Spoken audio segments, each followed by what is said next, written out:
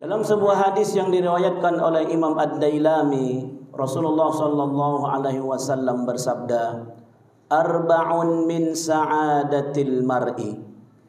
Ada 4 tanda ciri daripada orang-orang yang berbahagia. Di antaranya kata Nabi sallallahu alaihi wasallam yang pertama, antakuna zaujatuhu solihatan. Orang yang pertama yang bahagia itu kata Nabi adalah orang yang punya istri soleha. Punya istri yang soleha. Bagi yang belum mempunyai istri, anak-anak muda, adik-adik kami, salah satu pilihan utama dalam mencari pasangan hidup adalah istri yang soleha. Kenapa? Karena dia yang akan mendampingi hidup kita bukan sehari, 2 hari, sebulan, 2 bulan, tapi sampai akhir hidup. Dan kita yang sudah memiliki istri, bersyukur ketika memiliki istri yang salihah. Istri yang tak pala perlu disuruh salat, dia sudah salat. Tak pala disuruh dia menutup aurat, dia sudah menutup aurat. Apalagi kalau seandainya yang mengingatkan kita itu adalah istri kita. Ketika datang azan subuh, dia yang bangunkan, bang salat subuh bang. Ketika harus melaksanakan salat Jumat, bang abang tak ke masjid bang. Ketika kita mencari nafkah, dia ingatkan, bang cari rezeki yang halal bang. Ketika kita berangkat ke medan pekerjaan kita, dia di rumah salat duha, dia angkat tangannya memohon rezeki yang halal dari Allah. Betapa bahagianya seorang suami ketika dia memiliki seorang istri yang solihah, yang bersyukur atas apapun yang diberikan oleh suaminya. Namun ketika kita belum mempunyai istri yang solihah, maka tugas kita adalah menjadikan istri kita sebagai istri yang solihah. Kenapa jamaah yang dirahmati Allah? Karena kullukum ra'in wa kullukum mas'ulun an ra'iyatihi. Setiap kalian adalah pemimpin dan kalian akan dimintai Allah pertanggungjawaban atas apa yang kalian pimpin. Di antara yang kita pimpin dalam hidup ini adalah istri kita. Maka kita punya tanggung jawab bagaimana menjadikan istri kita sebagai istri yang solehah. Ingatkan dia ketika dia membuka auratnya keluar dari rumah. Ingatkan dia ketika dia tidak salat. Ingatkan ketika dia membuka media sosial kemudian menggunakan media sosial berlebih-lebihan. Lihat status Facebooknya, lihat story WA-nya. Kira-kira ada tidak yang melanggar nilai-nilai Islam? Jangan sampai kita sebagai suami menjadi suami yang dikatakan oleh Nabi sebagai suami dayyus. Suami yang tak punya rasa cemburu kepada istri. Suami yang tak peduli kepada istrinya. Tak sedikit pada hari ini kita lihat istri-istri, bukan anak gadis, istri-istri lebay, berlebih-lebihan menggunakan media sosial, berjoget, menyanyi, membuka aurat. Hebat betul. Mana suaminya? Dibiarkannya istrinya bermedia sosial, dilihat oleh orang lain, di-like oleh suami orang. Dia tak punya rasa cemburu. Kata Nabi, suami yang tak punya rasa cemburu, jangankan masuk surga, mencium bau surga tak diizinkan Allah. Maka oleh karena itu kita lihat pada hari ini betapa banyak fenomena media sosial. Seorang istri yang kemudian menggunakan media sosial secara berlebih-lebihan dan suaminya tidak punya rasa cemburu lagi kepada istrinya. Maka yang pertama, orang yang bahagia itu adalah dia punya istri yang solihah. Kalau belum solehah, kita punya tugas untuk mensolehahkan istri kita.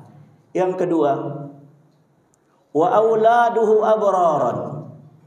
Orang yang bahagia itu jamaah yang dirahmati Allah, kata Nabi, kalau dia punya anak soleh.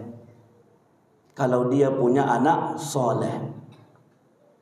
Nabi tak bilang orang bahagia itu kalau istrinya kaya, cantik. Nabi tak bilang. Nabi juga tak bilang orang yang bahagia itu kalau anaknya jadi pejabat, anaknya berplat merah, anaknya kemudian kerjanya di luar negeri, hartanya melimpah. Nabi tak bilang. Tapi yang Nabi bilang adalah orang bahagia itu kalau istrinya solehah, anaknya soleh. Bapak jemaah mungkin beberapa waktu yang lalu melihat di media sosial berita, walaupun bukan di agama kita kejadiannya, bukan orang Islam, tapi kejadian ini memilukan. Ada sepasang suami istri kakek nenek kemudian meninggal dunia dalam kamarnya, mati dalam kamar dan tidak ketahui oleh orang, bahkan anaknya tidak tahu, yang akhirnya membusuk di kamarnya sendiri dan ketahuan didobrak oleh tetangganya karena bau yang sudah sangat menyengat dari rumah itu. Meninggal sepasang suami istri dalam kamar, padahal mereka punya anak, tapi anaknya tak tahu ayah emaknya meninggal dunia. Betapa sedihnya hidup ketika kita punya anak, 3 anak. Makanya jamaah yang dirahmati Allah, ada sebuah tulisan yang saya baca menjadi inspirasi bagi kita tentunya. Ada seorang profesor doktor, guru besar di sebuah universitas ternama, tak sebut nama universitasnya. Dia menulis sebuah buku, Cara Mendidik Anak Agar Sukses. Karena anaknya 3-tiganya kuliah di luar negeri dan bekerja di perusahaan besar di luar negeri.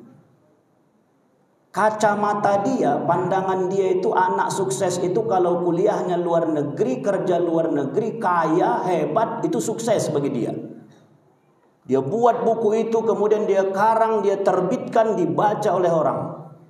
Akhirnya apa yang terjadi? Satu hari sakit emak, istrinya. Satu hari istrinya sakit, emak dari anak-anaknya. Dia telepon anak-anaknya yang di Amerika, yang di luar negeri supaya pulang, tengok emakmu sakit. Anak yang di Amerika mengatakan, tak bisa ya, banyak meeting. Yang satu lagi yang nomor 2, tak bisa ya, tak dikasih izin oleh perusahaan. Anak yang nomor 3 yang juga kuliah di luar negeri dan bekerja di luar negeri pun mengatakan, ya aku baru masuk perusahaan, tak mungkin orang yang baru kerja bisa pulang kemudian izin, tak mungkin aku pulang. Sampai akhirnya meninggal emaknya, satu pun anaknya tak ada yang pulang. Bahagia itu Pak? Tak ada bahagianya punya anak kuliah negeri, bekerja kaya hebat, tak ada bahagia. Tapi ketika anak kita yang mungkin tak seberapa hebat kekayaannya, pendidikannya pun tak pala tinggi, tapi ketika kita sakit, ayo ya ke rumah sakit kuantar. Mama sakit mak, ditungguinya maknya. Bahkan ketika hendak sakaratul maut, mereka yang membisikkan la ilaha illallah, dimandikan nyawa, dibajukan nyawa, diletakkannya kita dalam tanah, didoakannya, diangkatnya tangannya, Allahumma gfirli wali walidayya. Itulah kebahagiaan yang hakiki. Makanya Bapak jemaah dirahmati Allah, saya di sekolah saya sampaikan kepada orang-orang tua murid, semua anak kita hebat. Tak ada anak yang bodoh, tak ada anak yang bandel, tak ada anak yang celaka, tak ada. Semua anak kita hebat di bidangnya masing-masing. Karena tak sedikit orang tua yang mungkin masih pola pikir orang tua zaman dahulu, yang mungkin membanding-bandingkan anaknya nomor 1 sama anaknya nomor 3. Anaknya yang nomor 1 ini belajar payah nangkap, menghafal tak lalunya, prestasinya di kelas asalkan ranking kelas ranking corot. Nggak ada yang bisa dibanggakan. Lomba-lomba tak ada jagonya, nggak ada pandainya. Tapi dibandingkan anaknya yang nomor 3, asalkan di kelas ranking 1, perlombaan menang. Hebat betul anak yang nomor 3 ini. Apa kata ayahnya sama anak nomor 3? Kau, apa yang pandai kau? Kau tengok adik kau ini. Masa kau nggak bisa, kalah kau sama adik kau. Dibandingkannya anaknya nomor 1 sama anaknya nomor 3.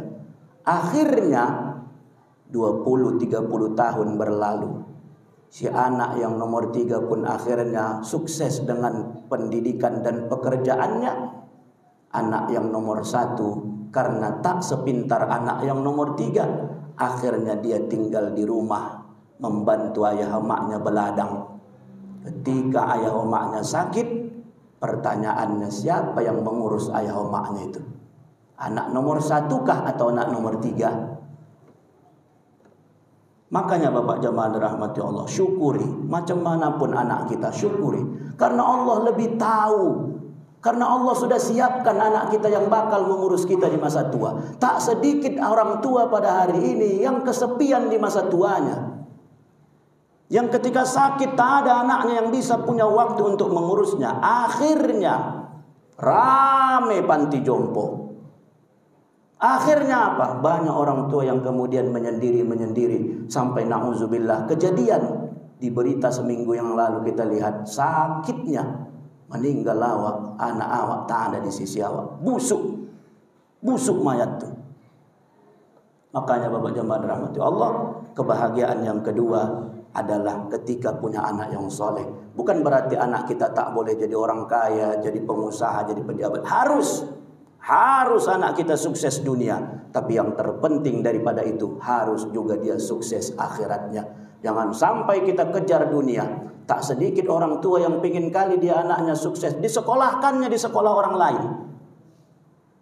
Yang penting bahasa Inggrisnya jago, yang penting life skillnya paten. Tak penting dia anak tuh kalau mendoa makan macam mana, tak penting dia anak tuh tak sholat, tak penting dia. Yang penting sama dia jago bahasa Inggris, jago skill, hebat, nanti bisa kuliah luar negeri, masuk angkatan, masuk ini, nggak penting sama dia sholat. Hati-hati Bapak jemaah dirahmati Allah. Masa tua adalah masa penyesalan ketika kita salah mendidik. Saya pernah didatangi oleh seorang bapak-bapak udah tua, umur 70 tahun, selesai sholat asar, panggilnya saya, menangis dia Pak. Menangis Bapak tuh. Kenapa nangis Pak?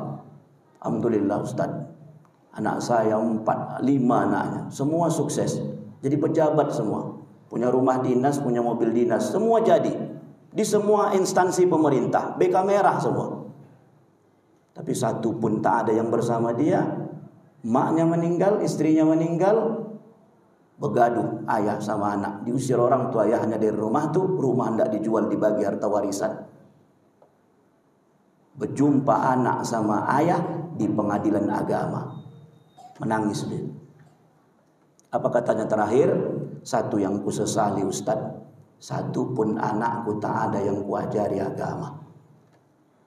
Menangis dia. Satu pun anakku dari kecil tak ada yang kuajari agama. Mungkin dia dulu berpikir bahwa sukses itu ketika anaknya jadi PNS, jadi pejabat, jadi pengusaha, itu udah sukses sama dia. Tapi begitu tua, ternyata sukses itu berubah sama dia.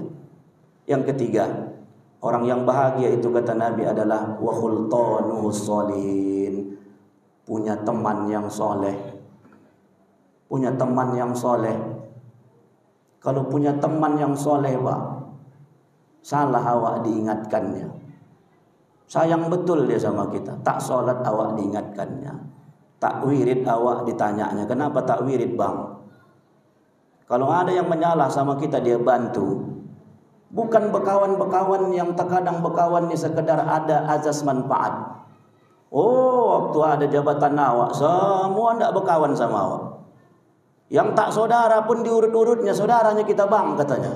Dari mana? Dari atuk kita. Yang tak saudara pun mengaku saudara. Tapi begitu hilang jabatan, hilang kawan, hilang saudara. Yang dulu rajin bertandang ke rumah awak, sekali tak pernah lagi datang ke rumah. Tapi kawan yang sejati kata Nabi adalah kawan yang soleh, yang tak berharap pamrih. Dia betul-betul berkawan sama kita karena memang benar-benar karena Allah. Ketika kita punya kawan yang begitu, ngopi kita Pak, ngopi. Kalau punya kawan soleh, begitu azan, diengkolnya kereta ke masjid kita dulu. Dia tinggalkan ngopinya, diajaknya kita ke masjid. Kalau tak punya kawan soleh, begitu azan zuhur, azan asar, lewat. Nggak pala peduli orang kadang azan zuhur, azan asar di kedai kopi itu, digas orang itu saja. Tak ada takutnya sama Allah. Mau azan, mau apa, nggak peduli, ngopi, kombur. Tapi ketika punya kawan yang soleh, begitu dengarnya azan, ayo sholat kita dulu, sholat. Habis sholat ngopi lagi, cerita lagi. Kalau punya kawan yang soleh, maka kalau ada kawan awak soleh, kawani Pak. Jaga kawan kita itu. Kalau sudah tak soleh kawan awak, makanya kata para ulama, anil mar'i la tas'al fas'al an qarini. Untuk nengok seseorang tuh, mengetahui seseorang tuh, jangan tanya sama dia, kau baik enggak? Kau berkawan macam mana? Jangan tanya sama dia, tanya sama kawannya. Kalau kita tengok macam mana kawannya, maka seseorang dilihat siapa kawannya. Kalau kawannya baik, insya Allah dia baik. Tapi kalau kawannya tak baik, maka dia pun tak jauh dari kawannya itu. Yang terakhir jamaah yang dirahmati Allah, orang yang bahagia itu kata Nabi adalah antakuna rizqahu fi baladihi. Orang yang rezekinya itu ada di kampungnya, orang yang rezekinya itu di negaranya. Tak perlu dia keluar kampung, tak perlu dia keluar negeri untuk cari rezeki. Di rumahnya dia bisa cari rezeki, di kampungnya dia bisa cari rezeki. Makanya bersyukur kita Bapak jemaah dirahmati Allah, ketika kita punya profesi, punya pekerjaan, yang kita mencari nafkah itu tak apalah perlu sampai ke kampung orang, tak apalah perlu sampai ke luar negeri. Cukup di daerah kita saja kita bisa hidup, cukup rezeki kita. Bersyukur. Karena kalau kita lihat saudara-saudara kita yang alhamdulillah dapat juga dia pekerjaan yang baik, yang mapan, tapi mungkin harus berpisah dengan anak istrinya. Seminggu baru bisa jumpa, bahkan ada yang sebulan, ada yang berbulan-bulan, ada yang bertahun baru bisa jumpa. Saudara kita yang kerja di luar negeri, tak mungkin dia pulang sering-sering, dia pulang tahunan. Betapa tak nyamannya ketika kita hidup punya istri tapi tak di samping awak, punya anak mulai dari kecil sampai dia besar, tak tahu kita macam mana perkembangannya. Bersyukur juga punya pekerjaan, iya bersyukur. Tapi kalau seandainya tak apalah perlu awak keluar kampung, di kota-kota awak saja pun bisa cari rezeki, di daerah kita pun kita dapat rezeki, bahagia. Bahagia. Walaupun tentunya saudara kita yang bekerja jauh, mudah-mudahan Allah bahagiakan juga.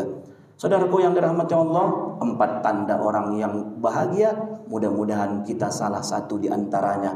Punya istri yang soleha, anak yang berbakti, kemudian punya teman yang soleh, dan yang terakhir adalah kita cari rezeki kita yang halal di daerah kita masing-masing. Barakallahu li wa lakum fil Qur'anil azim wa nafa'ni wa iyyakum bima fihi minal ayati wadh-dhikril hakim. Aqulu qawli hadza wa astaghfirullaha li wa lakum wa lisairil muslimina wal muslimat fastaghfiruhu innahu huwal ghafurur rahim.